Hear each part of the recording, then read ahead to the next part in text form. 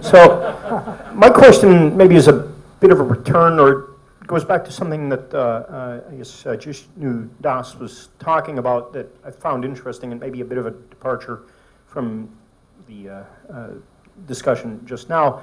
But one thing I was wondering about when in the course of your discussion about the sort of public versus private schools and so forth, and I think you mentioned in passing that increasing the amount of information available to parents change some of the differences in the performance, but that, for me, I guess, raised a question about sort of what's the, more generally, what's the evidence on the effects of evidence, in the sense, not evidence for policymakers, but what do we know in developing countries about the effects of actually disseminating evidence on, say, student outcomes or other performance indicators to parents in terms of either helping them make choices about private schools or putting pressure on public schools? The reason I was wondering about this is I'm most familiar with education in East Asia, where there may be all sorts of problems with the curriculum that people talk about. But one of the advantages of the curriculum, I think you find in a lot of East Asian societies, is there's relative, or not the curriculum, but the schooling system, is there's relative transparency in sort of metrics of school performance. Basically, schools are kind of ranked in terms of how well they do at boosting people up to the next level. Parents, that's how they compare schools. It may not be a good metric, but at least schools, there's a sort of certain transparency to that, and it makes, I think, it puts pressure on schools to be improving continuously. And I'm curious about, more generally in other developing societies, what do we know about the effects of measuring student performance and then disseminating that information to parents or community leaders that will, in fact, be making the decisions that you sort of talked about? Anybody want to? You're talking about sort of like school report card. Well, it could be, yeah. I mean, I know this is very controversial in the States, but you could, think of various sorts of metrics along those lines. Okay, I don't know. Do you want to? No, I'd like to respond to some of the earlier things, if that's possible. Yeah, I think so. And then keep coming back. So a couple of points came out from the earlier discussion. One is, do we need, I just want to be clear, I completely agree that we need to interpret the evidence in light of we need some sort of way of thinking about what's the welfare implications of that. And thinking about that might include thinking about the general equilibrium, might include thinking about should we, one of the points in my presentation was that the elasticity alone might not be enough. You should think about other externalities, other market failures, other, I was arguing the public finance aspect of this. So I agree that you need to do that. And then you also need to think about theory of where is this likely to generalize and where is that not, and that's ultimately going to be that requires that requires careful thinking, and that you can't sort of automatically go from the results of an RCT to obviously what the policies are. You need to think about that. On the issue of let's take that issue of this chart. So for those of you who are not familiar, JPAL, not me by the way, JPAL. I'm a JPAL affiliate, but that doesn't. My wife was involved in that chart, so I have to walk a very fine line here. But it's not mine. This is a chart that ranked the cost effectiveness for various of the cost per kid getting an additional kid in school of various programs. I think that's clearly somebody looking at that chart has to think carefully beyond just saying where are things in the chart. So, for example, my own view is that even the the expensive things on that chart are worth it for the government of Mexico or for the government of Brazil. They're rich enough countries that it's worth doing that. That's my own personal view on that. I'm sure that it's important for people designing those charts to try to do as good a job as they can to convey some of the subtleties and to put asterisks on the items that contribute not just to education but to other outcomes. And I think it's important to have this system of effectively land grant institutions and so on to disseminate that type of information. And I think good civil servants can help do that, and institutions like the World Bank can also help do that. My own, I've certainly had seen some very positive elements of that going on, and the World Bank representative in Kenya was very good. I think the permanent secretary was good at interpreting evidence. He obviously didn't have time to spend most of his time on that, but he had advisors. I'm sure there are other cases that are much worse. I guess I would argue that and I certainly believe that the ultimate decision makers should not be the researchers at any level. I'm not for dictatorship, even of us. Even for you? Yeah, exactly. But I think that as researchers we should be. I think as researchers we should make our own views known, and then I think that the interpreters of that, who are the civil servants or the World Bank official in the country, or I think they should say what they think, and then then we can have this. I guess I feel like, while it sounds like we're disagreeing deeply, I actually feel like if we came down to concrete cases, I think on 90% of actual things, we would disagree. And even on this big philosophical question, Agree or disagree? Agree. we would agree. Yes. Yeah. Oh, disagree. Sorry, I meant to agree. Yeah. I think that 90% of concrete cases we would probably agree, and sort of our actual recommendation on a particular issue. And I think on this big philosophical question, I think we would both agree that it's not our job to be in charge of making the decision. Probably it is useful for us to give we can give our advice, and the policymakers can decide whether or not to take it. Yeah, I think it's more about how you introduce policies that we might disagree, or how to do that. But I mean, the day after I read the first draft of the working paper of worms, I thought, well, we ought to do worms. I mean, there's no doubt about that. Right. That was clear. But what I don't understand is the statement you just made. You said, we got this chart. We got 6 things doing this, 6 ways to do the same thing. They are terribly different in price, but we ought to do them all because this is a rich country. Well, how could an economist possibly say that statement? Oh, I don't have. No. There's many other things that aren't on that list. I think that. Just speak to the 6 on the list. I mean, why would you say that we have 6 different ways of doing the same thing? We ought to do them all. So as I think of that list, and I don't have it in front of me, but there's. So what?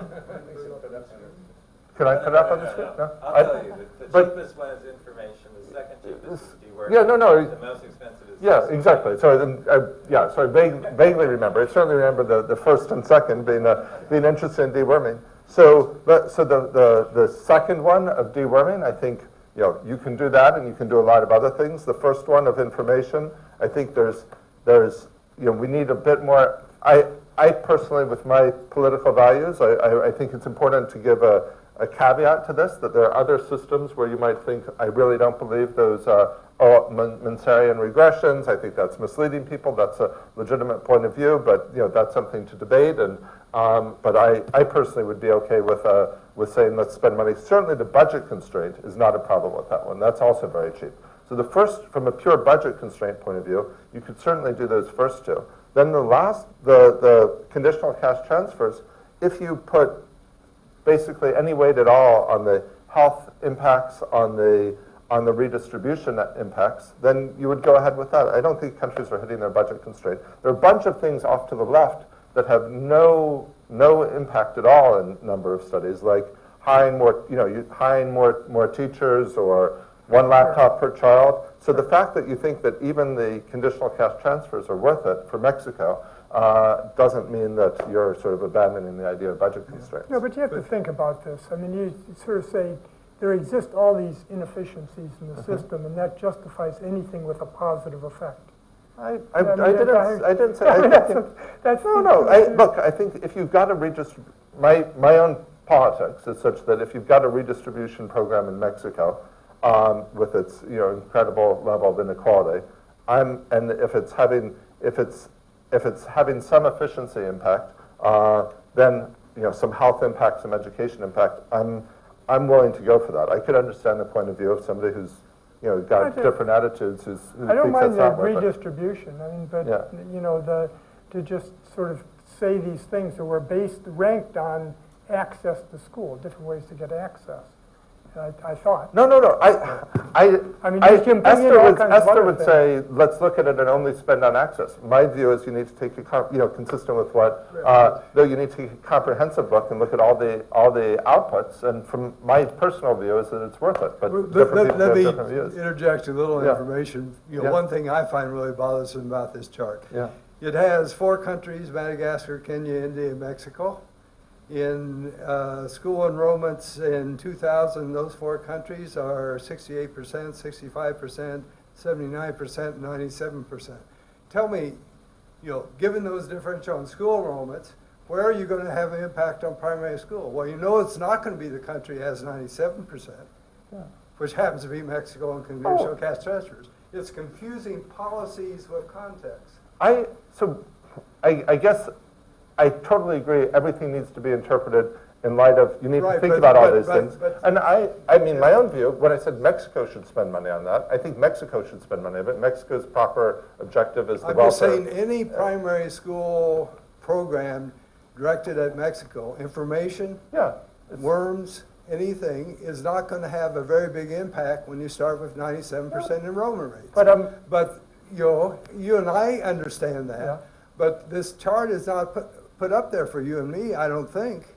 I think it's put up there to provide guidance for the Ministry of Education in Nigeria. Just on that, I've been to many governments, I've never seen the chart anywhere, and nobody knows about it, right? It's primarily donors and researchers. So I think we're off on a tangent on the chart in some way. No, it's more about how to think about decision making. When I would think that you want to, I always make this point, whenever I have put on that chart in certain presentations, I always say that it's more expensive to do things in richer countries and where you've already attained things, attained high levels of attainment. And I draw the conclusion that for Mexican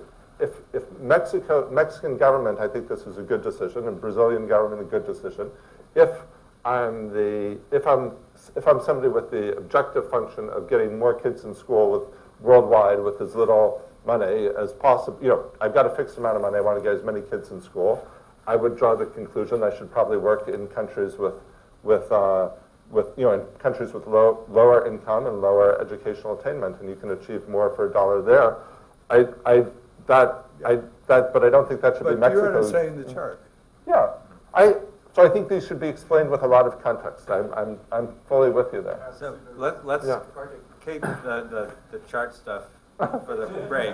But Paul wanted to say something, maybe about a different topic, I hope. Yes, it will segue nicely from the charts. Obviously, at DIFA we are quite interested in cost effectiveness, and one of the roles of a good civil servant is to interpret these evidence and provide the appropriate caveats, because ultimately the key decision makers get information in small snippets, and it needs to come with the appropriate caveats. I think, and this is an open question, DFID have been evolving to do more evidence-based policy. Very interested in the role of evidence. One of the things we're finding is sadly the evidence isn't there. So I think the question on certain things, so say teacher training, for example.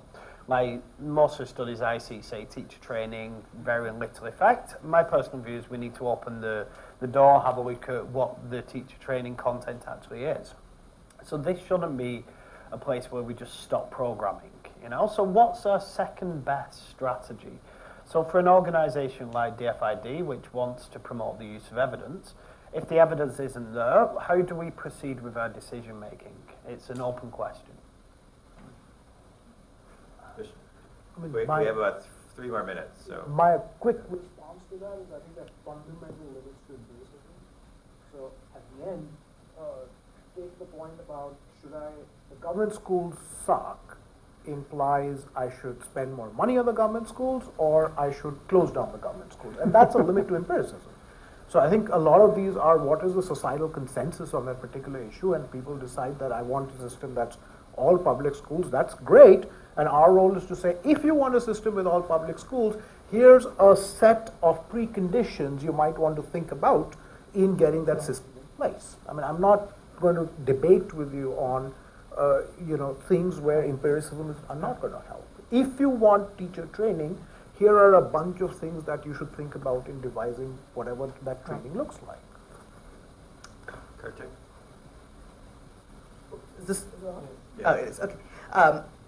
Sorry, I feel I almost have as much to say as like the panelists, but I'll try and just think. Mainly because I think, mainly because over the past year, I mean, I've spent a lot more time doing some of the policy stuff with the government of India, and so let me just, apropos those charts, I think let me just make a plug for every once in a while the importance of academics themselves. Like, I mean, writing these synthetic papers that get the right degree of nuance. I mean, the problem with these charts, of course, is like, I mean, when they get taken up by a bunch of intermediate policy consultants or policy advisors and say this is what you should do without the nuance, like, I mean, that we have. So anyway, I mean, that's just a minor point.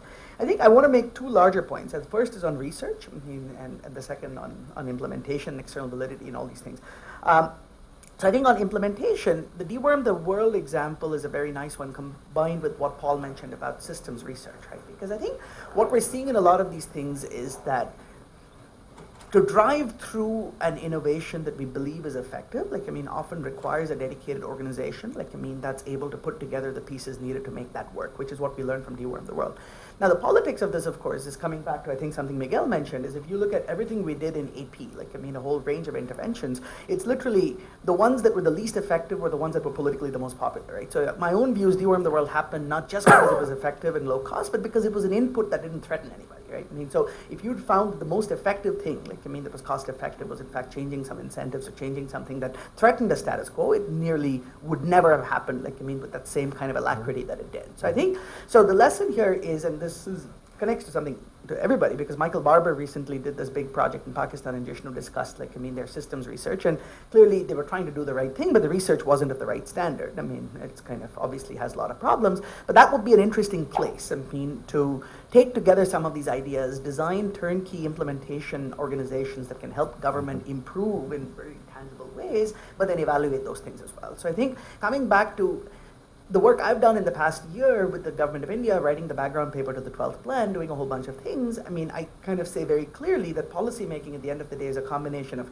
technical, administrative, political, and ethical constraints. And the best research can only give you the technical inputs, but what we feel confident enough about is recommending certain things that ought to be then tried out, like, I mean, at some scale between a school and between a province, like, I mean, at a level where you then generate evidence. I think we're all roughly on the same page, and I think what would be really useful for DFID and organizations that work with governments is really, I think, to work on ways of reducing the cost of experimentation and policy. Like, I mean, because the big problem is there's this need to come up with a policy framework that you then roll out across the whole country. Like, I mean, so it makes those discussions very high stakes, and you either get it right or you get it wrong. What you want to do is reduce the cost of policy level experimentation and policy level knowledge creation, and that goes beyond the 100 school RCT, but less than the 100,000 school system, right? I mean, so I think that's kind of one major point. Second thing on research is, I think, so Chris Whitty, who's chief scientist of DFID, apparently, like, I mean, told Stefan Durkheim, who's chief economist, and saying that I hate to say this, but that the best work in economics in education in the past 30 years has been done by economists. So that's good. But now let me turn that around to the blind spots, right? And I think it's because this work has been driven by economists, we know a lot about incentives, we know a lot about contracts, we know a lot about access.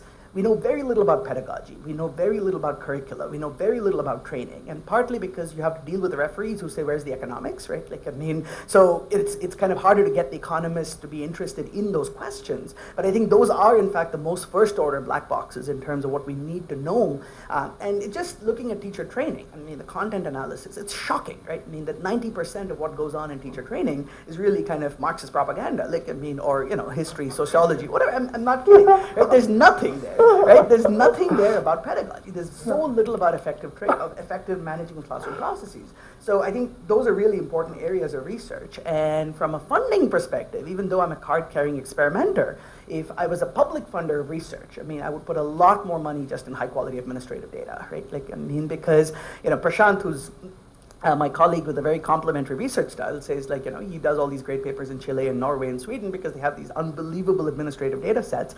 So 80% or 90% of the cost of a good RCT is the outcome data, right? So putting in place high quality administrative panel longitudinal data sets just dramatically reduces the marginal cost of generating knowledge. So that's kind of my last point.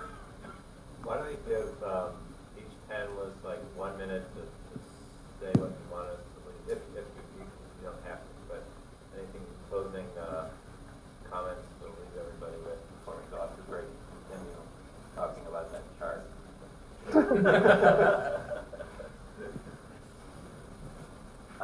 Well, for me, I just like to say it's been a very productive discussion. I don't think we have the answers to how we best translate. I think finding a way of talking to each other on a more regular basis, both from policymakers expressing more what we actually are interested in, but also academics being able to talk without the use of equations and regressions and all this other stuff which I deeply love, but unfortunately I don't get to use anymore.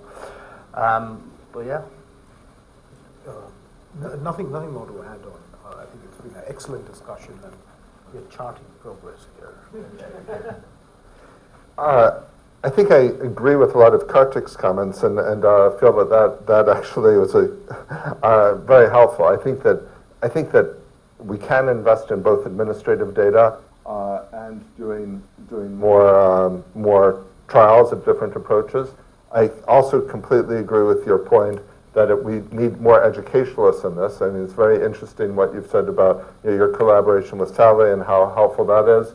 And particularly for this question of teacher training, I feel like that is something that is entirely amenable to analysis of how to do that better and to try different models. And we need to let 1,000 flowers bloom on that. And to come back to Rick's comment, I don't think there's any, I keep saying this and I don't know whether people believe me on it, but I don't think there's any contradiction between saying, let's let Detroit, I think it'd be great to let Detroit and Atlanta try things, and but say, we will give you funding, and I think this is something very concrete you can do. You can say to Detroit and Atlanta, we will give you funding to, you do what you want, you try things, we would like you to carefully evaluate it so it can generate information for you, but for the public good for the rest of the cities in the U.S., and maybe it's also useful for in other places around the world. We'll give you funding to do that if you allow that data collection, which means implementing in part of Detroit, but not all of Detroit, so that you can measure the impact. I think funds to help places experiment, funds to then take that experimentation and do the work that's needed to translate it to scale, to provide some of this administrative inputs that that aren't really the job of a researcher, these intermediary organizations.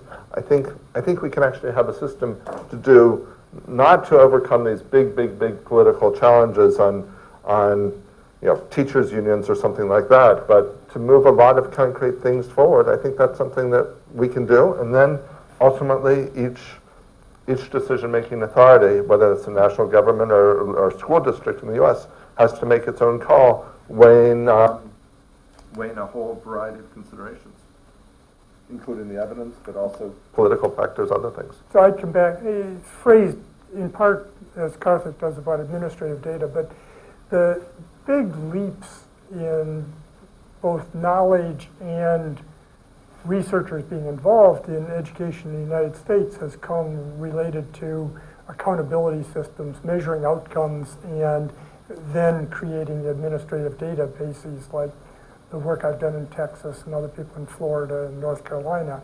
And it's dramatically changed the world because of that.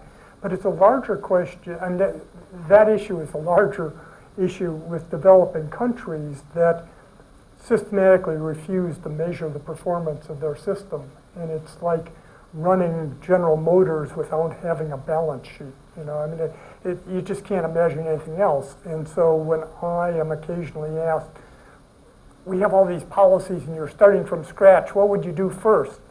And the first thing I would do would be have a system to measure what the performance of the schools looks like. And that's where DFID and the World Bank and the IDB can have an enormous impact of trying to bribe, encourage, cajole countries and places into getting better measurement of the performance of their schools in general. And once that happens, then everything else can flow from that. And that's the example. Now, this is also a very political issue, of course. In many places, there is an active constituency, much like in California, where there's an active constituency to avoid having information produced because they don't want it. And that's the case around the world, but that's where both NGOs and the world international agencies can have, I think, the biggest immediate impact on anything. Okay, now I do have it. Okay. You do? Michael took one here, but go ahead. Very quickly on that, I actually disagree on the idea that the World Bank and DFID should be producing administrative data. Why? Because of two things. One is we do it all the time, and we spend billions of dollars on capacity building, right? Now the issue has been that every time we have a project, we set up something called a project monitoring and implementation unit, right? That collects an enormous amount of data and then collapses within 2 years, right? So it turns out that both capacity and data are totally endogenous to the political system, right? Like this is, after all, Nick van der Waal's point in Africa, which is if you look at capacity in government ministries in Africa from independence to 1990, capacity drops dramatically while the share of people in tertiary education goes up dramatically, right? So I'm not very clear that we can think about administrative data as an exogenous entity that can come in from outside.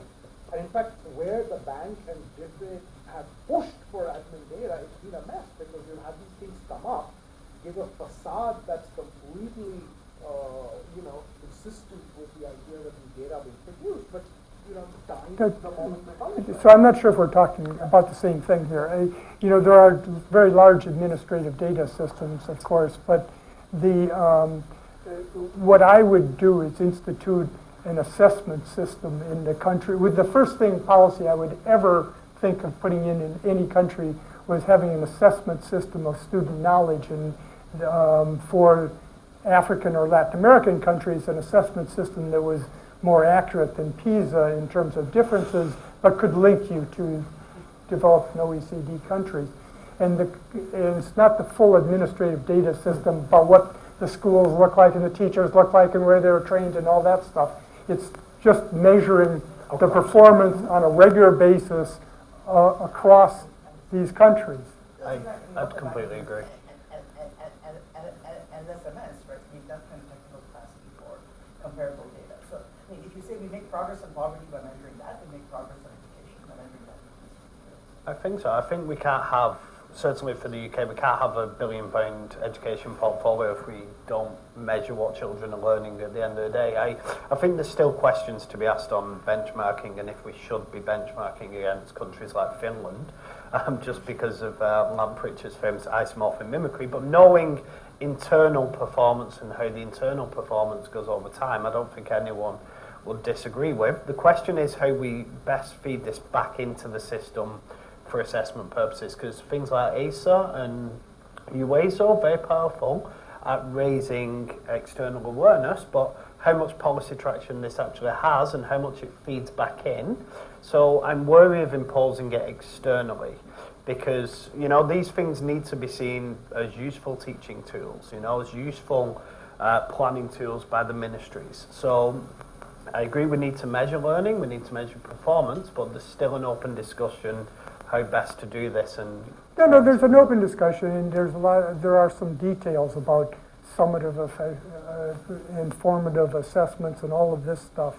But I still look around the OECD countries, and I see that there are a number of OECD countries that do not currently measure the performance of students, let alone going on to developing countries. It's a tough issue, and you have to get buy-in, but that's why you've got this billion-pound bribe, that you're trying to bribe these places to, in fact, start on this. Okay, no, I think we do have to stop now. So 10 minutes after 4.